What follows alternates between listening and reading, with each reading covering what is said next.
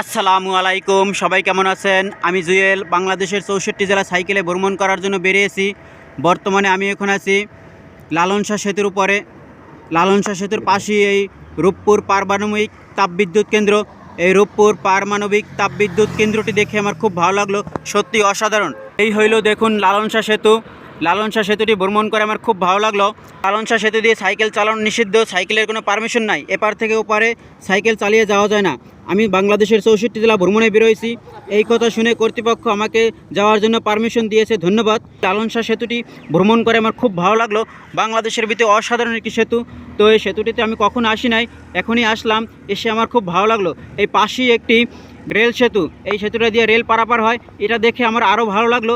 আসলে খুব অসাধারণ একটি জায়গা, খুব মনোরম পরিবেশ, মনোমুগ্ধকর, দেখার মতো। ভাই ঘুরতে বেরোলে অনেক কিছুই দেখা যায়, তাই আমার এখানে এসে অনেক ভালো লাগছে ভ্রমণ করে।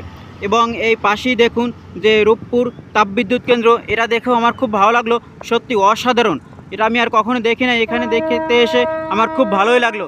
এই লালন শাহ সেতু পার হয় আমি এখন পাবনার দিকে রওনা দেব, তাই সবাই আমার জন্য দোয়া করবেন।